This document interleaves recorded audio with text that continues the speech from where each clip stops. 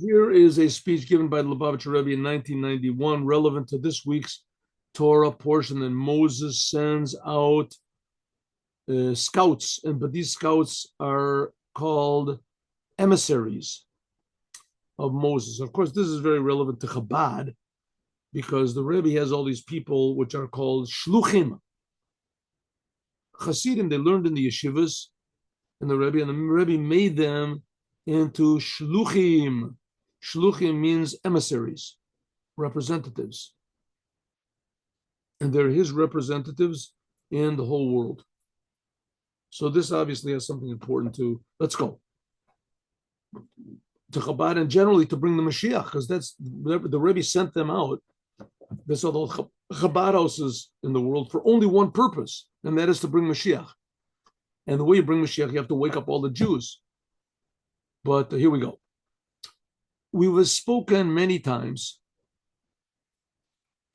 regarding the division of the Torah in the Torah portions. It's not arbitrary. But even though that every Shabbat we read one Torah portion, it's called, each one has its own name, a shaykh, which is relevant to that time. Ubakal Yom, and every day from the days of the week, we learn 1/7 of that Torah portion. Because on Shabbat, 7 people get called up, so each person has his own section of the Torah that he gets called up to. Nevertheless, call Parsha B'Torah, every Torah portion, call Chelik Prati, in every little section of that Torah portion, one of the 7 Kashur, is relevant to the whole entire Torah. The whole entire business was given by God. From Bereshit, from the first letter of the Torah to the last letter of the Torah, the first letter of Genesis to the last letter of Deuteronomy, it's all one package. And every detail is connected to every other detail. I mean, a simple example is a human being, right? You take a human being, you pull him by any part of his anatomy, the edge of his. One second, where's my picture? Where's my picture? 1 second. 1 minute. Where's my picture? How does this? Why can I not use this? What's going on over here? Why is my picture not here? Something is wrong. Something is wrong. What's wrong? Maybe it's not important. Maybe it is important. Here, let's look over here. How do I do this? No, that's that. 1 second. 1 minute. Screen sharing is poor. Why is my picture not up? 1 second. Give me a second.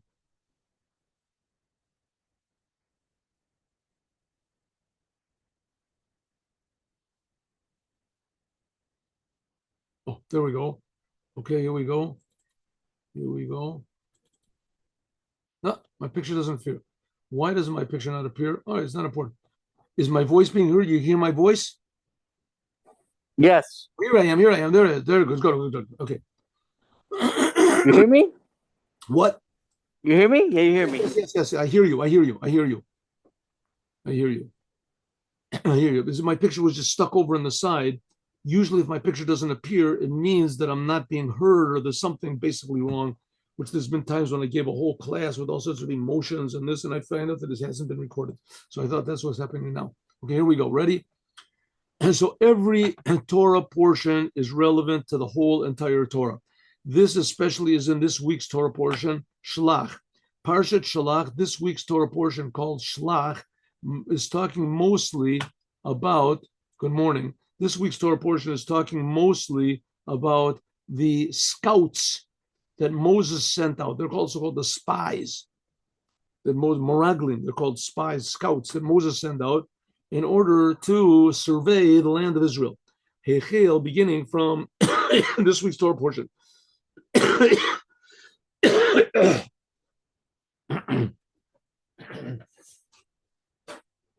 Excuse me.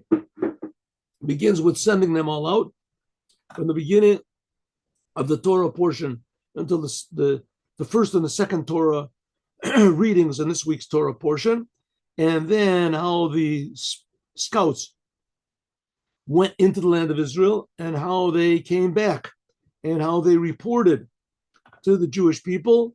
That's from and to convince the Jewish people not to go in, came back with a bad report, and how they get punished. That goes from the end of the second reading.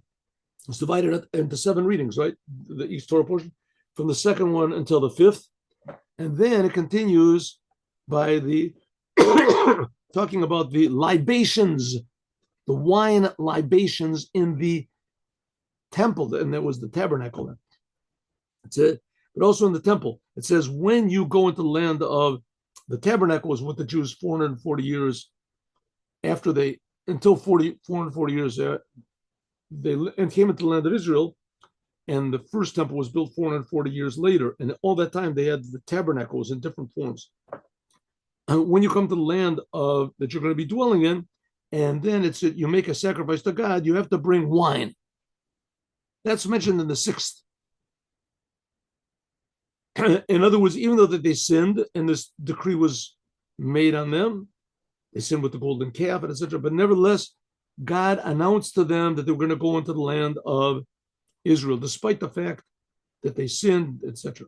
That they sinned also, they refused to go into the land of Israel. This is a recurring theme in Judaism. The Jewish people sin and God forgives them.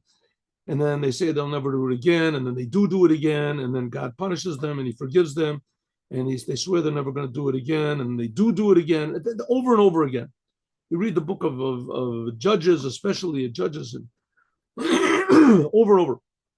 Okay, so this is one, and it was this week's Torah portion is one big, long story that Mishtar that is spread out over many sentences, and the majority of this week's Torah portion is the one about the how do you say, the shameful story of the scouts.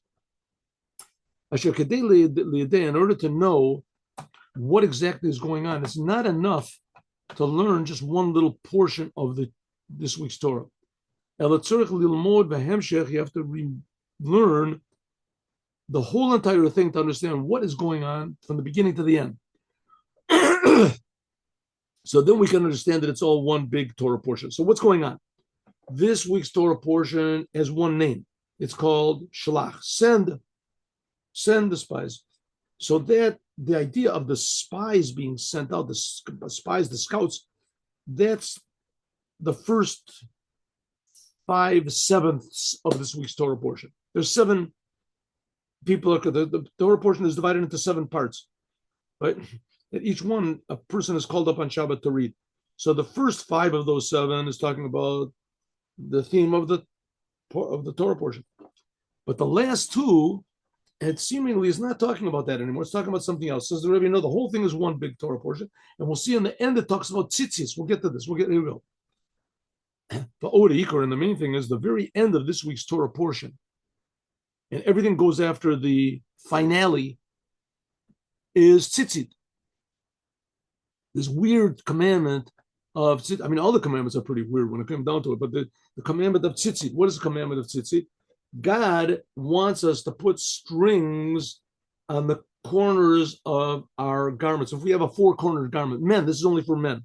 A man that has a 4-cornered garment, he should put strings on the end of it. Strings.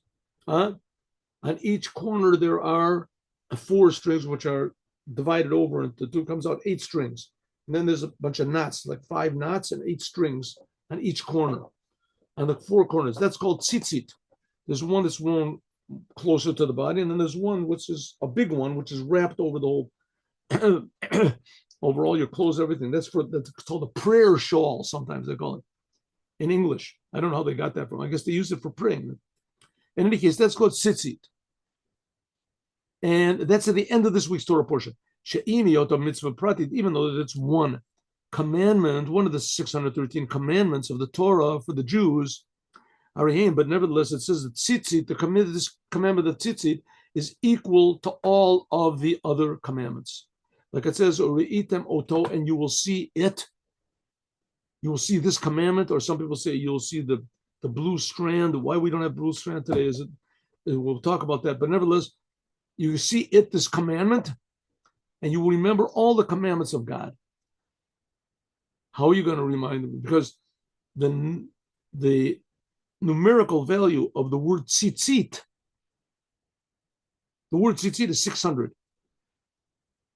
Tzaddik is 90, Yud is 100. So tzaddik Yud is 100, tzaddik Yud is another 100, that's 200, and Tuf is 400, so that's 600. And the 8 strings and the 5 knots that are on every corner, 8 and 5 is 13. So that comes out to be 613. And this is found in the Torah, in the Torah, Shekol in the Parsha B'Torah, everything that's in the Torah is relevant to everything else which is in the Torah.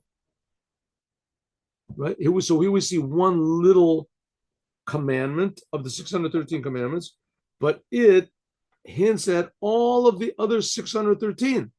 Says the Rebbe, the fact is that everything in the Torah is the same. Every word of the Torah is connected to the whole entire Torah. So it's all the Jewish people. Every single Jew is connected as an integral part and necessary part of every Jew in the world. And eventually the Jews will reveal this when Moshiach comes, that every human being is the same. Every human being is indispensable. Every human being is necessary for the entire population of the world. And the population of the world is unfortunately not big enough yet. But there should be, 10 times as much people in the world, and God will take care of them. And each person is an individual, and each person is precious, and each person is an integral, indispensable part of mankind. But this starts off with the Torah. So every detail of the Torah is part of an integral part, a necessary part of the whole. But certainly, we have to understand. And let's go back, a reset, right? Let's go back. Since that everything in the Torah is exact, now again, we just have to keep reminding ourselves that the Torah was given by God directly, and there was 600,000 men above the age of 20 that witnessed this, eyewitnesses. That's not counting all the children, it's not counting all the women. So there was about 3 million people that witnessed this thing happen. At least we claim that. There's no other religion that even claims it. And not only we claim it, we've been passing this idea down for 3,300 years. That does not make it true. Doesn't make it true. But it would make if it was, if it's not true, it comes out that the Jewish people are the most stupid, gullible nation of people in the world. And they all agree, and the rabbis are the worst, right? There's a lot of Jews which will tell you they'll agree with that. Sort of, Zionism was sort of based on that idea, really. It's not a nice thing to say, but it was based on that idea that the rabbis are stupid and that they've just been passing this stupid idea down for the. But they also, through Judaism, there's always been massive groups that have all of a sudden popped up with the idea, why do we believe this anymore? Why do we believe that God gave the Torah to 600,000 eyewitnesses, 3 million eyewitnesses? That's ridiculous, right? And they got a bunch of people all together and say, "You're right, it really is ridiculous." I didn't want to say it, but And then a couple of years later, they're just gone. They're just poof. They just don't exist anymore. But there were the Tzaddukim and there were the Baitusi, and there was, okay, let's go. And we have to understand. So what we're talking about the Torah over here. Let's go back to, not if it is true or if it's not true. It is true. And because it is true, so the Torah is the basic building block for all reality. And it's also telling us what we have to do, because that's what reality is, that we have to work. We have to serve God. Okay. So if so, we have to understand, since everything in the Torah is very, very exact. And it's logical, it's mustaber lomar, it's logical to say, Sahad Gashat Inyana Achdut, that this whole stress is stressing the idea of the unity of the Torah, that every detail of the Torah is connected with every other detail of the Torah. And and especially in this week's Torah portion, we're trying to demonstrate in this week's Torah portion, namely because the end of this week's Torah portion has the commandment of tzitzit in it, and tzitzit is everything.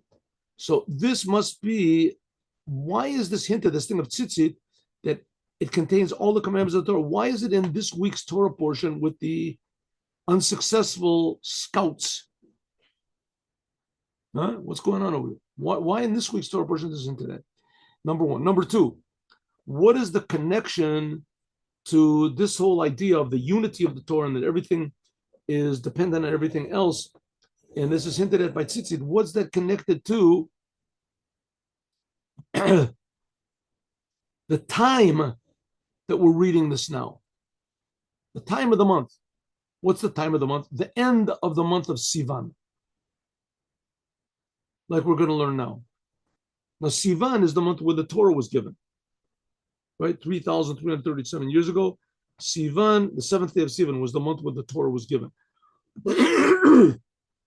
It's the third month of the summer months. So, from Passover. So what do we have to learn from this? There must be something that we have to learn something from everything. So let's go. Something positive. Here we go. Let's see how come we're gonna get. Let's see how much we can get done. But Moshiach, it says, "Shalach lecha anashim." Moses says, like God tells Moses, "Shalach lecha anashim," send men. It doesn't say send. I think you skipped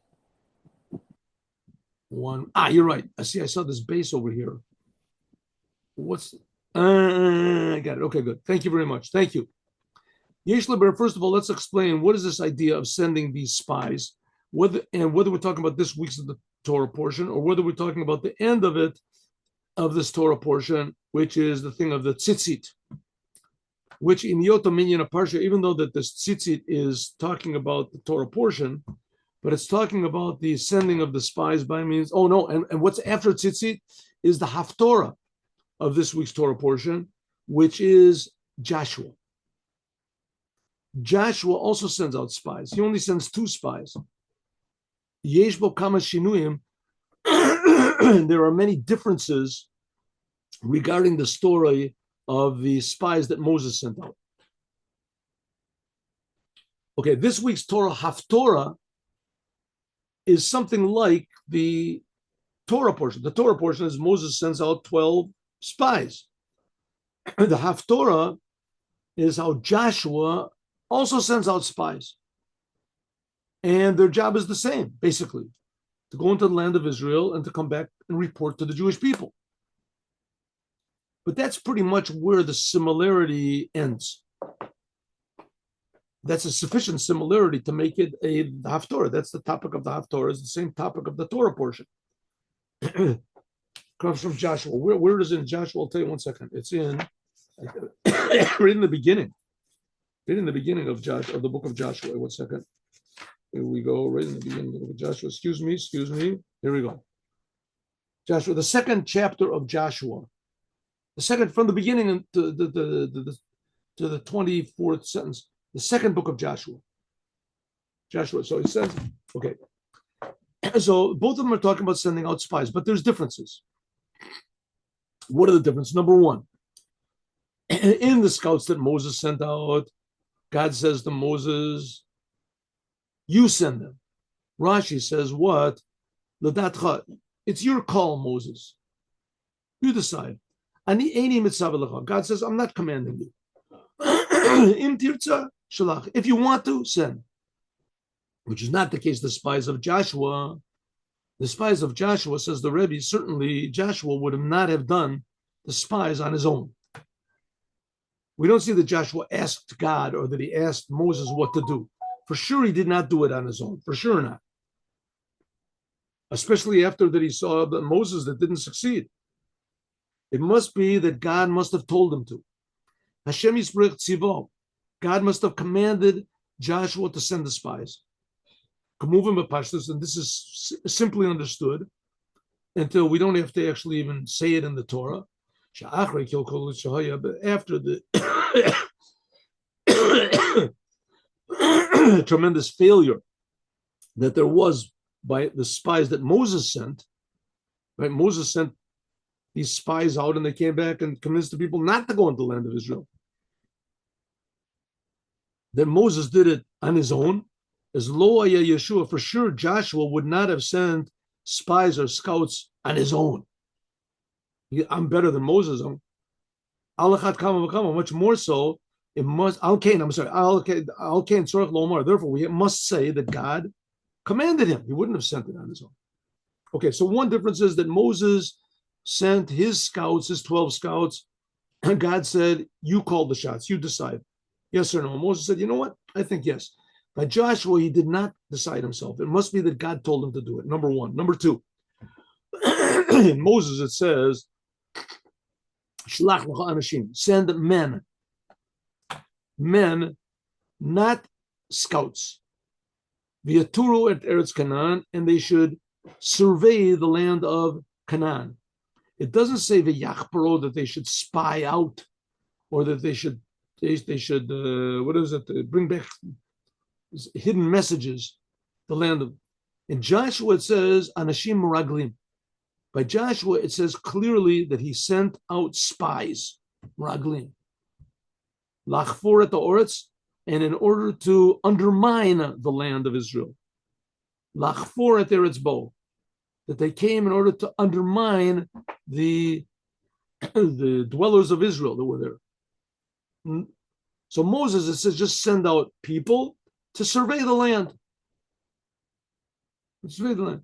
By Joshua, he said, send out spies in order to undermine the place. Undermine. We're going to conquer it. Number three, difference. In the scouts that Moses sent out, it said, that by Moses, he sent out 12 people. 12 people, each one was for his own tribe. 12 people. Each one of the people that Moses sent out were representing. By the Meraglim of Joshua, it says, Vayishlach Yoshua Shneim Anashim. It just says he sent only two. Moses sent only two. Shneim Anashim Meraglim. Joshua only sent two. Okay, so here's another difference. Right? Difference number one, Moses sent on his own. His own decision. Joshua was commanded by God. Difference number two, Moses sent out people to survey. Joshua sent to undermine. Number three, Moses sent out 12 people, representative of each one of the tribes. Joshua sent out only two people. Number four, Amaraglim, the spies that Moses, the scouts that Moses sent out, they were the heads of the Jewish tribes.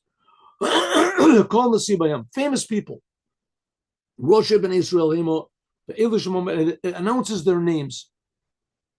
And the spies that Joshua sent out, it just says two people. It doesn't even say who they were. Their names, and how much more so the qualities are, who are the people. It says there was Pinchas was, but it doesn't say their names.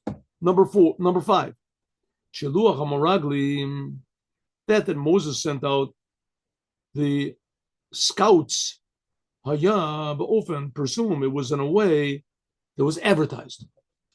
Rather, the Jewish people, everybody knew of it. They all knew that Moses was sending out scouts. They requested it. Because Shechazru, when they came back, it says, V'yeshuva otam Dvar, that call Aida, that they came back publicly, and they told everybody, they reported what they saw. Whether we're talking about the Jewish people all knew, when Moses sent Jewish people, and also the people in Israel, the dwellers of Israel, they also knew. Shari Maraglim, Lo Ishtadlu, the scouts that Moses sent did not make any effort to conceal themselves. So that they wouldn't be revealed, and maybe they would suspect something. No. By Moses, he sent them out, no fear whatsoever. They were revealed. And by means of this, maybe Moses should have done it. If he wanted them not to be revealed, he would have sent each one to go and spy out, right, to survey his portion of the land of Israel. Oretz. He could have sent the representative from Yehuda to go to the area where the Yehuda was supposed to be in, or just send 12 of them, that give each one an appointed place to. It would have been much faster, and also they wouldn't be noticed. They wouldn't be traveling all together. When Moses sent his scouts, he sent them all together, both on a bolet lakol that everybody could see. 12 people are traveling along together. And God even had to make a nace that the people of the land of Israel, the dwellers of the land of Canaan, wouldn't notice them. Every place the scouts came back and said, every place we went, we found that the people were burying their dead. Why did God make that? That the Canaanites were all busy with their mourning and their funerals, and they wouldn't take notice of the 12 Jews that were traveling around them. Moshiach, which is not the case, the spies that Joshua sent, it says, Maraglim, Cheresh, he sent them in secret. The Jewish people, they didn't know.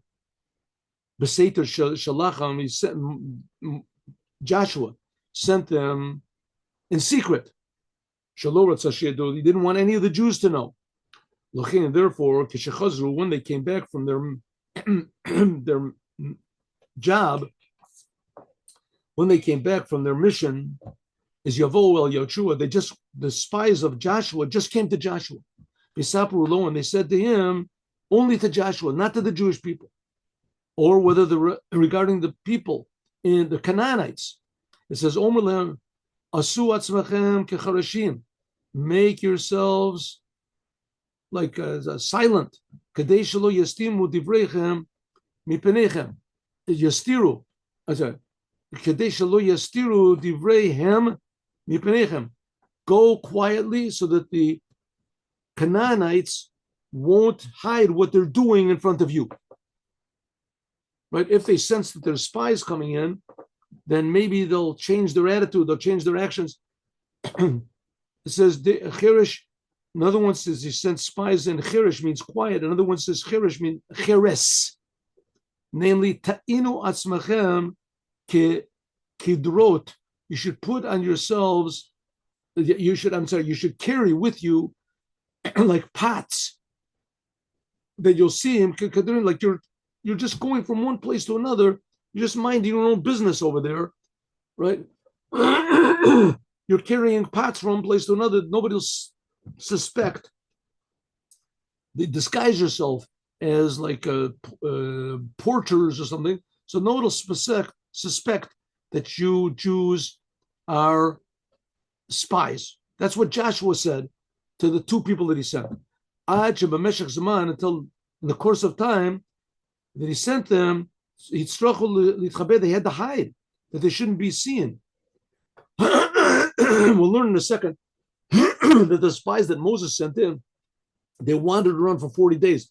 And the spies that Joshua sent in, the two spies that Joshua sent in, that was like 40 years later, right? That he sent in, that they just got up to the edge of Jericho, which is a city on the edge of the on the border of Israel. And they only got to the edge, only to the wall of Jericho. They didn't really even travel around very much, and they stayed a very short amount of time. Like it says, then they had to be hidden. And the woman, who was Rachav, she said to them, run away to the mountains. I heard about you Jews, that you took away, you just decimated Egypt, and you're coming to conquer the land, but you better get out of here quickly, because if they find out, they'll kill you. Run away to the mountains. Pen yivgu behem rodfim v'necha be'sham. You should hide over there. Okay, so here we have difference number 5. Difference number 5. Right? Difference number 5. Joshua sent only 2 people, and he sent them in quiet. And Moses sent 12 people, and he sent them in public. all the Jews knew about it, and also he didn't care if the dwellers of Israel knew about it. God had to make miracles that they shouldn't be noticed.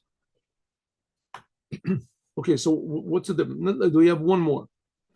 Last one, Meraglim and Moshe, the spies that Moses, the scouts that Moses sent, Halchu begavul. They went and this is I just told you. They went and scouted out the whole entire land of Israel, the length and the width. Arba miot parsal, arba miot parsal. So it's 400 miles, whatever, on 400 miles. And they spent 40 days traveling around revealed. And the spies that Joshua sent in, even though they were commanded to go and spy out the whole land of Israel and Jericho, not only Jericho alone, Jericho, but the whole land. Jericho's right on it was a border city. Nevertheless, that they only went into Jericho alone, and they didn't even go to the Lo Shar Chelke Oretz. They didn't go to the rest of the land. But even more, Shafilu at Jericho, even Jericho itself, Lo Ispiku the Torah, they didn't really even spy out the rest of Jericho. Why? Even Shabbat Olayla, on that night that they arrived in the house of Rachav. Rachav was the woman whose house they hid in. Eventually, later on, Joshua got married to her. As Horidatem Rachav Ba'arach alone, that she lowered them from the window of her house, Shebekira Choma, in the wall, which was outside of the city. So Jericho was like on the border, and it was a big wall around it that separated it from outside of Israel, outside of Canaan. And they just got into her house. They didn't even go into the city of Jericho at all. And they ran away into the mountains, and they were there in the mountains for 3 days because people were running after them. They wanted to kill them. And then immediately they went to Joshua. And that was their shlichus. So it ended up that they were only in Israel for a matter of hours. They weren't there that long. Right? So we have all of these differences between Joshua, the spies of Joshua, and the scouts of Moses. Right? This comes to tell us something very important about, first of all, the land of Israel, and about the how we can settle the land of Israel properly. And even more, it's a message for us even in our day-to-day life. But, okay, let's just do the first sentence and that's it. The main point of this is that the scouts of Moses and Joshua had different goals. But they joined together because, in general, what they wanted to do was take over the land of Israel. What was the difference between them?